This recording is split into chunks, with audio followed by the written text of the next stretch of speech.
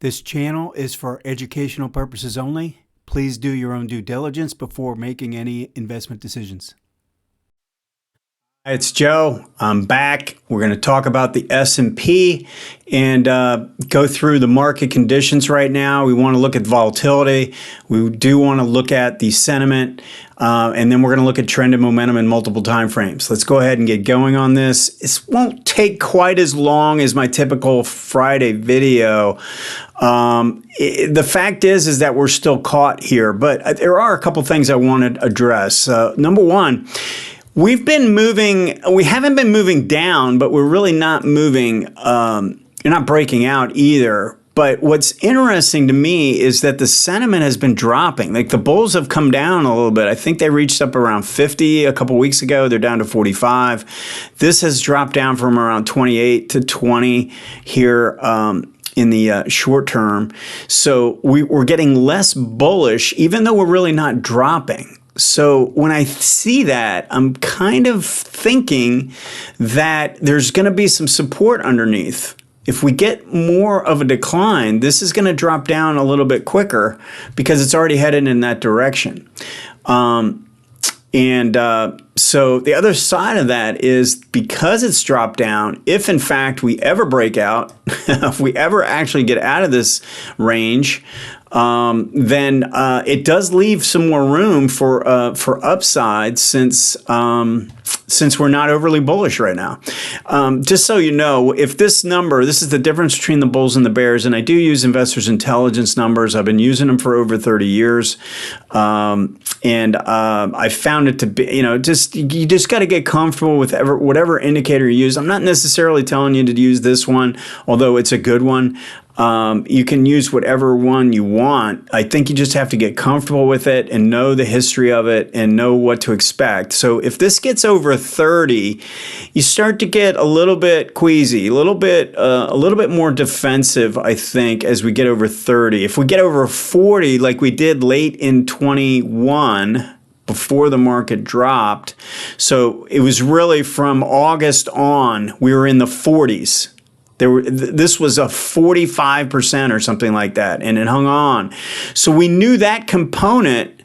If we look at this chart, I mean, we knew this part of the sentiment as a part of the market conditions was a big negative. And then if you look at what happened here, look at how the volatility moved up. So this is the volatility reading. This is the average true range on a weekly chart. Here's the average true range on a daily chart for the S&P. So what is the average true range? It's telling you how big the bars are, and you include gaps. So this would be one single bar.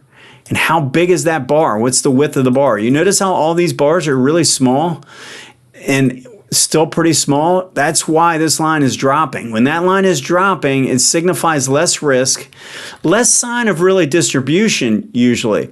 We had these swings taking place here, which made me feel like maybe we're starting to see some signs of distribution, but it didn't last long enough to turn things around. What I'm looking for is for this line to move up and for this to cup around underneath, and preferably even see like a 1, 2, 3 reversal pattern in the volatility, and then you really increase odds that the risk is going up, and that you can expect some kind of, I think usually when risk is rising, that means the volatility is rising, and the market a lot of times will be falling during that period.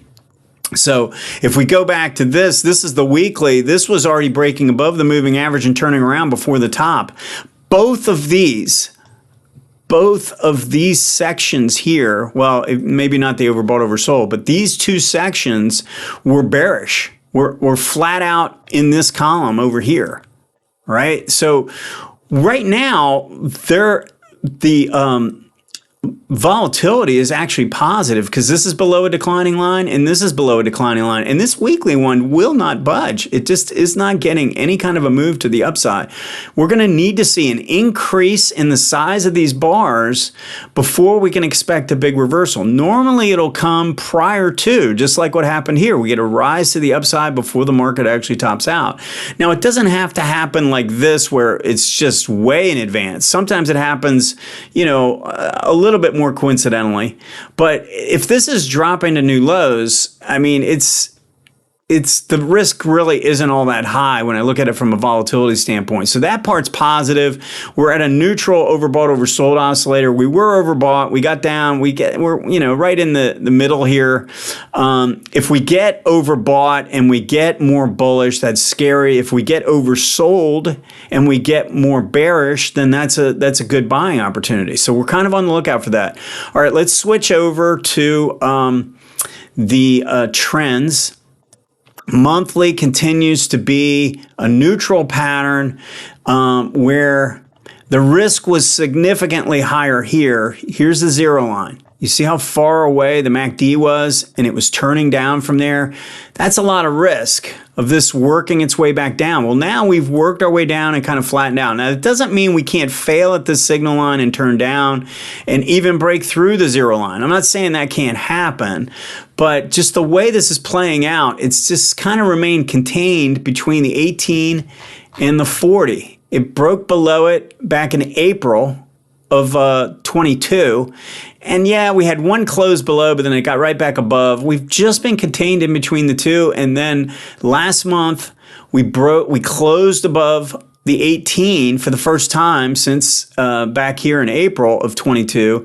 But look at the size of the bar. I mean, it's just not convincing. I mean, if this is a breakout, it's a stealth breakout. And I don't really think if we're going to break out or break down, I don't think it's going to be in a stealth manner. So, so if this is pretty neutral, the momentum is neutral, the trend is neutral. We're starting to show signs of maybe a slight improvement, but nothing crazy. Now, the weekly, I think, is the key to what's going on right now. We had a break of the downtrend that had been in place for a long time since the bull market peak. We broke that. We came back and tested support. We tested. It was about a 50% retracement from this low to this high. And then we turned up. If we were to make it through here, we have the 3. If we fail here and turn back down, now we've got a 1, 2, 3 going down. So we're caught in transition right now. We're not in a bull trend. We're not in a bear trend. We're in a transitional phase. We need to see either a breakout to the upside. And the one thing I'll say is if we get a breakout to the upside, we really need to see improvement in green DI. Green DI needs to make a move, kind of break out through this 25 line or something like that. I mean, this is kind of moseying its way up. It's not all that powerful. I like it when there's separation. You see how there's separation here between these lines, and you get a strong move to the upside and then you get a pullback? Well, you can expect follow through from that. In here, it's just kind of drifting up. It's just not all that powerful. So we're going to need to see some power behind the move, especially if we're going to carry through these prior resistance areas. So something we got to keep an eye on. Now, if we go back to the daily chart, we have a 1. We broke the trend line. We rallied up and made a minor new high and then reversed. That's the 2. And then came back and didn't take out this low. So you want to keep these trend lines in. If we take out this high, it's a continuation to the upside. If we take out this low, we are reversing the trend. Or there's a high probability that we're reversing the trend to the downside and that these lows down here are going to be more at risk. So you just got to keep an eye on this. It's not really worth predicting. I mean, there's nothing going on in these. Look at this movement over the last 4, 5, 6 weeks.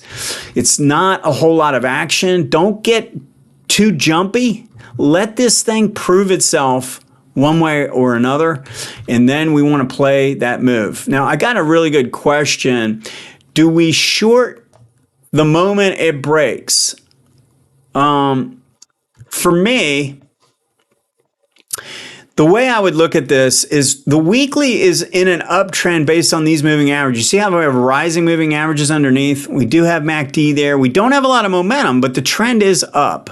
So if we break out to the upside, I'm predisposed to thinking that I want to play this, but I want it to be a good-looking bar. we want a nice green bar. I know this is in red, but I mean, I want a nice green bar. I want to show some show of strength, and that should show up in green DI here. It should show up in volume. If we have that, then I would want to go ahead and buy the breakout, and I wouldn't necessarily wait for this. But if we just drift our way to a new high, let's just say we get bars like this, nothing special here, nothing special here, then I'm going to want to wait for a higher pivot low for sure. Now, when I look at the short side, it's a little different. If we go right down right now, we're going to be hitting the 18-week. And so I would be more inclined to want to wait for some kind of a confirmation of a reversal because these lines are rising underneath you, right? And we have MACD. Remember, when we have a MACD situation that's overrun here, I'm usually looking for something a little bit more substantial to reverse the trend. In this case, to the upside, you're already in line with it. So that's how I would handle that. I thought it was a really good question, but we want a little bit more confirmation in a bull market. But if we can get the signs of real strength on a breakout, I think I'd want to play that. But the way I would do it is not necessarily buy the S&P. I would have my watch list ready. This is what I've been telling my subscribers, get a watch list ready. I send them one each week.